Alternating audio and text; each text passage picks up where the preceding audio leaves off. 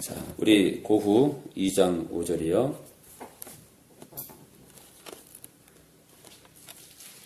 우리 영락 읽어주세요.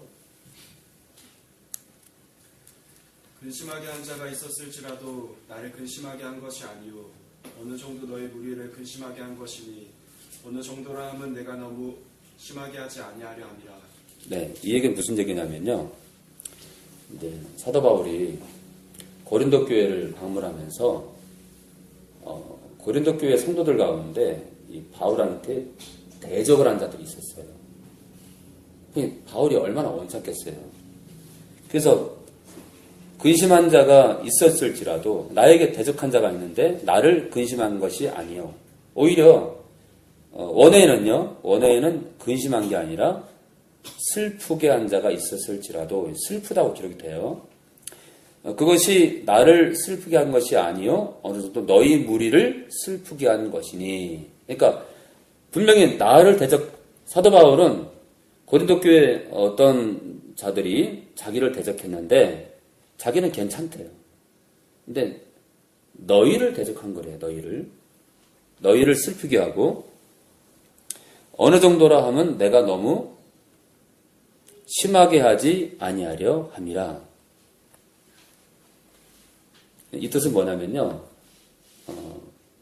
그러니까 너희 탓이 아니라는 말을 하고 있는 거야. 너희 탓이 아니다. 그래서 너희가 잘못 가르쳐서 그런 것이 아니라 너희도 나를 대적한 자들 때문에 너희도 슬프고 마음이 짐이 되는데 너희 잘못도 아니고 너희가 너무 그 대적한 자 때문에 짐을 지지 마라. 너무 심하게 하지 아니하려 함이라. 이것이요. 원어에는요. 너희에게 모든 짐을 지우지 아니하려 함이라. 이렇게 돼 있어요. 그러니까 나를 대적한 자 때문에 나는 괜찮은데 너희 또한 슬픈데 그 대적한 자의 탓을 그 원인이 너희가 아니라 이거예요. 그래서 너희가 너무 근심하지 말라 이거예요. 그러니까 사도 바울은 참 자기가 당해놓고도 이 고린도 교회 무리를 걱정합니다. 지금 자, 우리 7절 볼까요? 그런즉 너희는 차라리 저를 용서하고 위로할 것이니까 하나님께 매를 맞을 거니까 너희는 용서하라 이거. 너희는 이유가 뭐냐면요. 너희가 하나님께 벌 받을 건데 하나님께서 꾸지람할 건데 너희조차 그 사람을 이렇게 주눅들게 하고 너무 심하게 나무라게 되면 저가 너무 많은 근심에 잠길까 두려워하노라. 무슨 얘기냐면 막 밀어붙이고 막 몰아붙이고 너무 심하게 책망하게 되면 어때요? 사람이 낙심하게 되고 또 이제 성격상으로 눌릴 수도 있고 교회를 안 나올 수도 있고 그렇잖아요. 너무 많은 근심에 잠길까 두려워하노라. 저는 이것이 헬라 원어 그 해석이 아니라 사탄이 틈을 탈 수 있다라고 이렇게 감동이 왔어요. 너무 많은 근심에 잠긴다. 예. 이러다가 이제 교회를 떠나고 많은 사람들이 또 이렇게 이단 교회로 갈 수 있잖아요. 자, 8절. 그러므로 너희를 권하노니 사랑을 저에게 나타내라. 사랑하래요. 자기를 대적했는데도. 희한하죠? 자, 좀 사도 바울은 자기를 대적한 한 영혼이 너무 심적 부담을 갖고 이 근심에 빠질까봐 그것마저도 사단이 틈탈 수 있다. 그러니까 용서하지 않게 되면 우리가 어떤 사람들의 잘못을 용서하지 않게 되면 설사 그 영혼이 잘못했다 하더라도 실족할까봐 사도 바울은 그것조차도 걱정하고 있는 거예요. 그래서 사랑하라는 거죠. 사랑해라. 근데 참 희한하죠. 6절에는 벌 받을 것이 조카도다 그러놓고 또 사랑하라 그러고. 그러니까 하나님께 꾸준함 받을 건 받을 거고 또 우리는 서로 사랑하자는 그 뜻 같아요. 자, 우리 에베소서 4장 32절이요. 4장 32절. 서로 인자하게 하며 불쌍히 여기며 서로 용서하기를 하나님이 그리스도 안에서 너희를 용서하신가 같이 하라. 서로 인자하게 하며 인애와 자비를 베풀란 뜻이에요. 불쌍히 여기며 서로 용서하기를 하나님이 그리스도 안에서 너희를 용서하신것 같이 하라. 우리가 용서하는데요.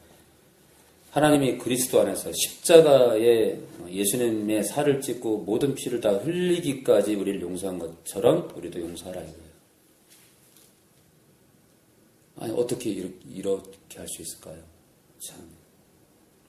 우리가 예수님이 우리를 위해서 살을 찢고 피를 흘린 것처럼 용서하라 이거예요.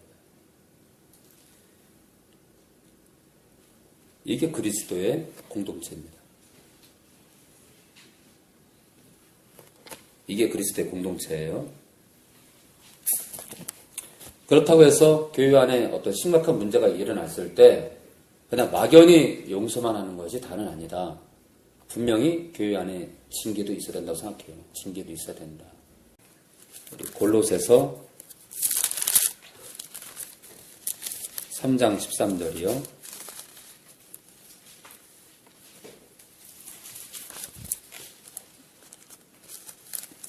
골로새서 3장 13절이요. 윤집사님 읽어주세요. 누가 네게 한이가 있거든 서로 용납하여 피차 용서하되 주께서 너희를 용서하신 것 같이 너희도 그리하고. 누가 네게 혐의, 불만이 있거든 서로 용납하여 피차 용서하되 주께서 너희를 용서하실 것과 같이 너희도 그리하고.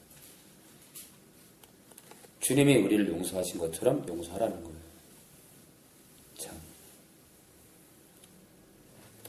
우리 디모데후서 4장 16절이요. 디모데후서 4장 16절이요. 디모데후서 4장 16절. 디모데후서 4장 16절이요. 우리 신약 346페이지, 346페이지.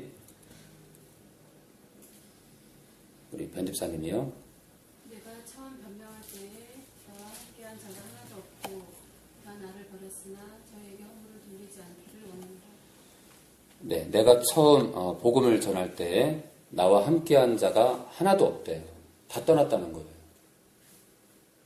참 희한하죠? 바울처럼 뛰어난 자 주변에 왜 안 남았을까? 근데 저는 이해가 돼요. 저는 이해가 됩니다. 왜냐면요. 서신서를 가만히 읽다 보면요. 사도 바울은 꼭 나팔수 같아요. 왜냐하면 어떤 걸 보면요. 아까도 봤잖아요. 아까도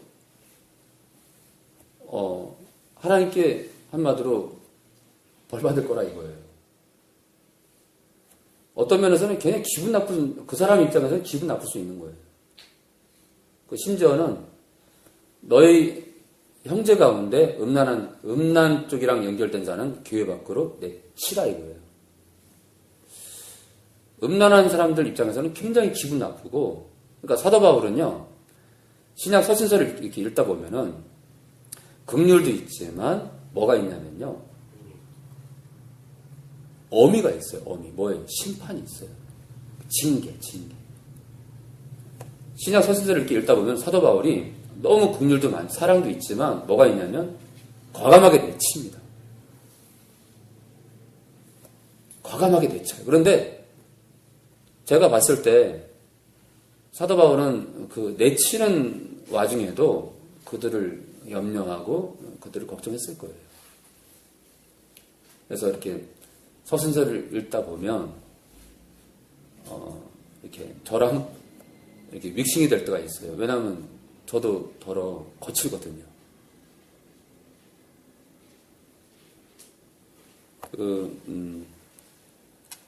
어저께인가요? 어떤 분하고 수원에 있는 어떤 60 가까이 된 집사님이랑 통화를 했는데 목소리가 여성스럽고 그런 분인데 그분이 뭐라고 하냐면 교회 안에 어떤 음란이 있을 경우 용서해야 된다. 저는 징계도 같이 가야 된다. 그랬더니 극구 반대하는 거예요. 용서해야 된다. 근데 저는 그 마음이 이해가 돼요.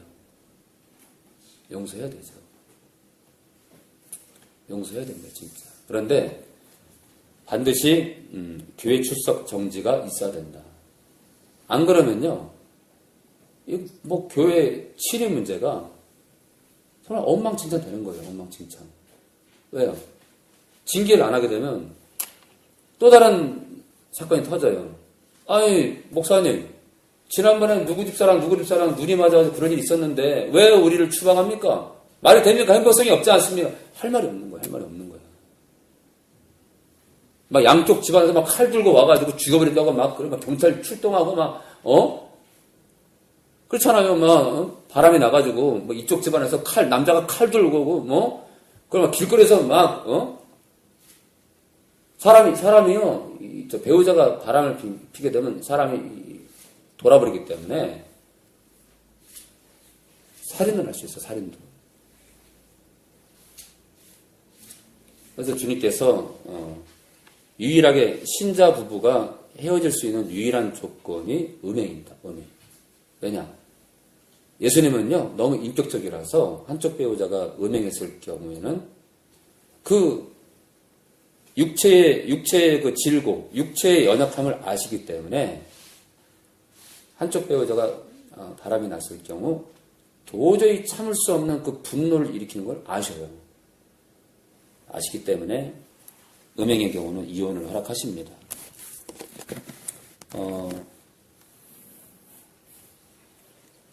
아무쪼록 이렇게 뛰어난 바울인데도 이 당시에 바울 곁에 남지 않고 다 떠났다 이거예요. 처음에 복음을 전할 때. 다 나를 버렸으나 다 나를 버렸대요. 바울을 버리고 떠났대요. 참 희한하죠. 그러나 저희에게 허물을 돌리지 않기를 원하노라. 근데 저들에게 그 잘잘못을 우리가 따지지 않게 원한다는 거예요. 하나님께 맡기는 거예요, 하나님께. 그동안 서운했던 것도 있을 수 있고, 그렇죠? 서운했던 것도 있을 수 있고, 최선을 다해서 섬긴 것도 있고, 물질을 쓴 것도 있고, 정말 안타까운 마음으로 달래고 보듬고 하는 것도 많은데, 자기를 떠났을 때 얼마나 이 바울이 마음이 아팠겠어요. 그런데 모든 탓을 돌리지 않는 거예요. 제가 축사하면서 너무나 많은 영혼들이 귀신 들리는 이유가 진짜 뭐 거의 7, 80%의 이유가 용서하지 못하는 거예요. 그래서 제가 용서와 관련된 구절을 왜 찾았냐면 이 가운데 있어요. 이 가운데도 여러분들 부부관계도 그렇고 이렇게 스승과 제자 사이도 그렇고 용서하지 못하는 것 때문에 다 깨지는 거예요. 용서하지 못하는 것 때문에 다 깨져버리는 거예요. 그리고 용서하지 못하는 것 때문에 관계만 깨지는 게 아니라 용서하지 못하는 것 때문에 어때요? 누군가가 굉장히 싫어. 그럼 그거 끝나면 좋은데 끝도 없이 미워하게 되고 막 저주하게 되고 막 분노를 일으키게 되면 이 속에서 불이 끓어요. 불이. 그게 통로가 돼가지고 이 사단이 잿밥을 뿌리는 거예요. 잿밥을. 이 귀신을 집어넣는 거예요. 귀신을. 그래서 우리가 그런 거 많이 보잖아요. 여러분들. 군에서 아들이 군에 입대했는데 자살을 했어요. 그러면 그 자살을 한 그 사병의 그 엄마는요, 원인을 떠나서 머리를 싸매고 알아놓게 돼 있어요. 그런 상황을 도저히 용납을 못 하는 거예요. 왜 내 아들이 죽어야 되는 거예요? 다른 아들도 아니고. 왜 내 아들이 죽어야 돼요? 특히 이제 기독교인 같은 경우는 하나님도 원망합니다. 하나님 내가 이렇게 새벽 예배를 안 빠지고 내가 당신께 충성하고 지금까지 내가 단 한 번도 11조를 떼지 않고 내가 그동안 당신을 얼마나 사랑했는데 그러면서 교회를 떠나는 사람도 있다 이거예요. 이 불평, 불만, 원망까지, 하나님 원망까지 하고 용서하지 못하고. 우리가 설령 저도 이제 아들이 셋이지만 얘네들이 이제 군대 가서 이렇게 어떤 사건이 일어날 경우 우리가 한때는 힘들어할 수 있어요. 그런데 내려놔야 돼요. 내려놔야 돼요. 저는 저희 어머니가 돌아가시고 나서 저희 작은누나가 힘들어 하더라고요. 저는 며칠도 안 갔어요. 며칠도. 슬퍼할 시간이 없어요. 아무쪼록 여러분들이